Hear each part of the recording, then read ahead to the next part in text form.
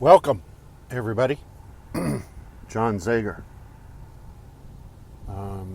Let's see, what time? 11:17. Good morning. Good morning again.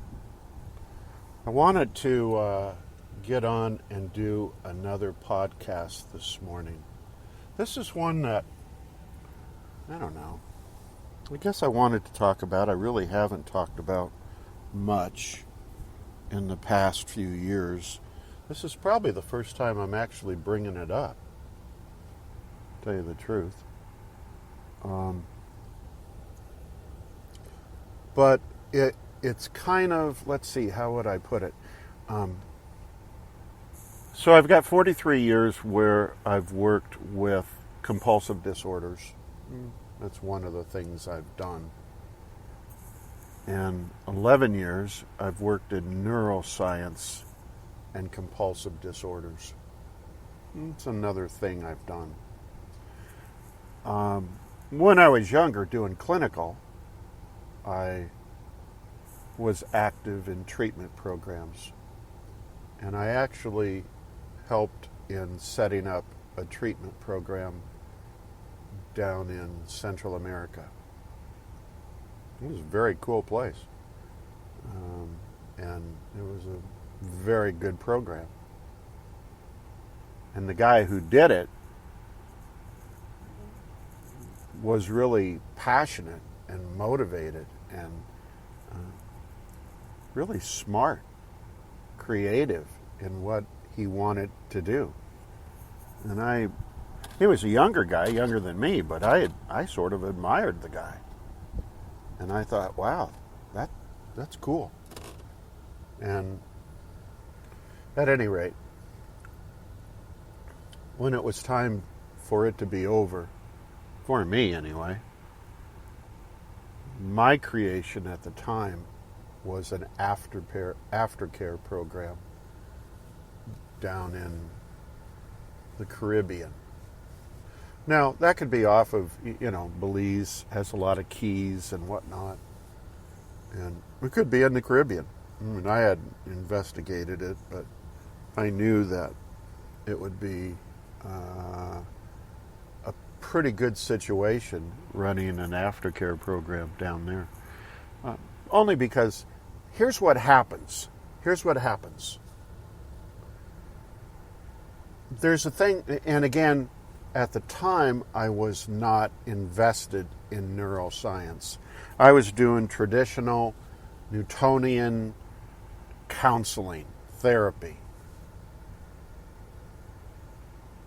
It doesn't really work in my mind as I look at it today.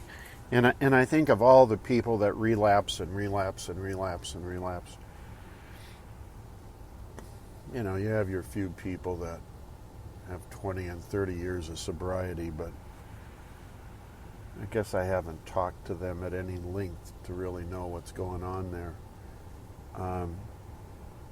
And then as I grew older in my career and more seasoned and senior, it became evident to me that psychology needed to be out the window. And because it drugged people through the swamp of let's relive all of our old traumas. I'm real clear about that today. I think they ought to arrest every one of them bastards and throw them in jail for doing treatment that way. It's just cruel. So I came across, and this is, I don't know, a dozen years ago, neuroscience to where they treat emotional problems. Well, they treat physical, but they also treat emotional and life-changing problems. And they do it through science. And their results are better than the Newtonian crap that psychology uses. In other words, you're not drugged through the swamp with the trauma that you experienced. it explains to you in a scientific way. Science, by the way, means that it can be replicated over and over and over again, and you get the same results. Psychology does not say that. They can't replicate treatment of compulsive disorders and get cures. People that are cured over and over again. It doesn't work. It doesn't happen that way. But at any rate, science is where they connect the dots. Here, you have a brain, you have an IQ of, we're hoping for 100 or better. And I'm going to show you how the dots connected and why you have a compulsive disorder. And I'm going to show you how to not have that compulsive disorder. That's neuroscience without the pain and the trauma. It's science. It's not me. I'm not making anything up here, you guys. I'm not fabricating anything. I'm just saying to you, here's how neuroscience treats compulsive disorders. I don't care if you don't like it. If you don't like it, you don't want to hear it, you're in denial, great, go take a hike. You're not somebody I want to listen to this. So as I became more qualified in neuroscience and the treatment of compulsive disorders, I became more qualified and sophisticated at the aftercare of compulsive disorders through the use of neuroscience. That's all it is. That's all it is. If you can treat people with it, you can also do aftercare with those people as well. Here's my deal. In America, they're just not on board for a variety of reasons. The AMA, has it as a disease and they want to keep it that way because of money. The pharmaceutical companies have it that way for the obvious reasons of the billions of dollars that it can produce to the pharmaceutical companies. They don't want to dirty the water with neuroscience and have people get cured. So I'm not I have no interest in any of that in America, the United States. I just don't. Here's what happens. You need to have a heart and brain coherence. You need to be able to have your heart and your brain working together. You need to have them in sync. When you have a compulsive disorders, you do not have anything working together, and therefore you stay diseased, so to speak. You produce disease. You upregulate disease. Follow me? So part of the neuroscience of aftercare is getting people in a heart-brain coherence. It opens up the heart. It causes all of the joy and the happiness and the success and the healthy hormones being released that do things like oxytocin and nitric oxide and opening up the blood vessels and the arteries and the valves in the heart. And it gets rid of the cardiovascular disease and the blood pressure and blah, blah, blah, blah, blah, blah, blah. It goes on and on with all of the positive effects when you have heart-brain coherence. And it produces emotion. which is a chemical. And the body no longer is in control, and the brain comes back under control, and the body follows. So you're not addicted, is what that means in layman's terms. Okay? So there's a whole explanation section that is explained in the aftercare aspect of neuroscience. Right? So here's the part that happens.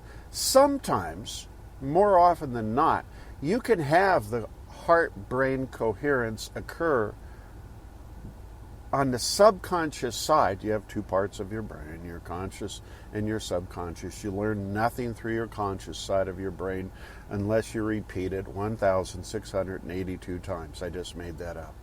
And the subconscious part of your brain, when we're talking directly to the subconscious, it goes in, it connects the neurons, it causes a neuron cluster, and bingo, you become hardwired. You no longer have a compulsive disorder. So here's where this little podcast is going, and I'm throwing it out as a teaser. I find that people that go down into the Caribbean are going down there for subconscious reasons to get their body and their mind in coherence. Now, consciously, they don't know that. Subconsciously, they don't even know that. But when they go down there, for some reason, their thoughts come together, they become more creative, they become more active, they become more intellectual, they become more of the person they would like to design themselves to be. So part of this just happens by happening to be down there, sitting on white sand in turquoise water, and you have all of this chemistry, or shall we say biology, that starts happening. Follow me? Add to that a long weekend. Just make up something. Let's say we have a 3-day weekend. Friday, Saturday, Sunday. You fly down wherever it happens to be, and again, I'm not going to disclose that at this time. And you come in for 3 days of aftercare / neuroscience. Not aftercare / Newtonian psychology. Good Lord, go to Detroit or Philadelphia and get your screwed up head more messed up with that. But let's go down into the Caribbean. Let's go to the islands.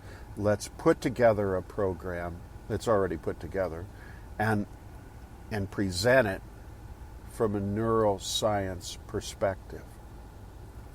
Cause the heart coherence, the openness of your heart, the oneness of all of us together, the energy that we all are as one. We all are part of each other in a divine sense, a higher power, a higher intelligence. We're immersed together as a result of the Big Bang. I mean, there's just this whole bunch of education. So it ends up being a whole lot of education, training, and just beautiful experiences that you walk away with on Sunday afternoon and with your heart open, and you go back and be well. So I have an audience on my podcasts, right, of nobody. So I'm probably talking to nobody. I'm asking you to get a hold of me and give me some feedback on that angle of aftercare, and if you see that as beneficial in your life, could be beneficial in your life. Now, here's the deal. Aftercare traditionally is drugs and alcohol, which is compulsive disorders. I don't care what kind of compulsive disorder you have, it still works. It can also be life experiences. Say you're living in lack I mean, if you've listened to me for the past 2-3 years, I mean, you understand lack. You can still come to the aftercare program from the neuroscience aspect of either of those two. Now, what most people are doing in America are treating people with physical disorders, cancers, and diabetes, and heart disease, and kidney disease, and MS, and all that stuff, and they're teaching people how to get kicked out of hospice through the use of neuroscience, which is actually true, right? You can come to aftercare if you want. It works for you, because it's not about just drugs and alcohol. Now, putting together a weekend, it might be best, and it might not be best to have all of those diseases mixed together, or it might be best to just have a weekend of cancer people, a weekend of drug people, a weekend of whatever, life experiences that have gone bad. You understand what I'm saying? So give me some answers. JohnZegar.com, real easy. Go there, leave a remark, leave some comments, do whatever you want to do. JZegar.com.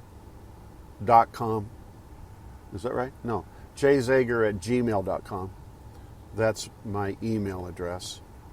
And through all of social media, LinkedIn and Facebook and Twitter and Instagram and blah, blah, blah, blah, blah, you can find my phone number everywhere.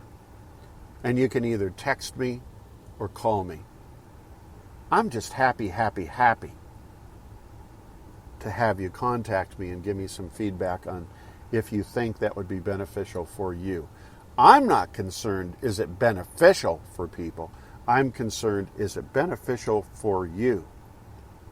Or are you still stuck in your treatment program and you're not ready for aftercare? And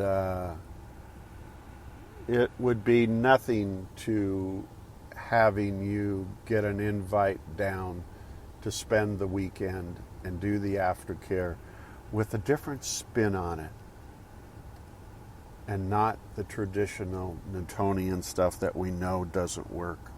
Okay? So God bless everybody. Take care of one another, and I look forward to talking to you all again real soon. Thanks a lot. See you. Bye.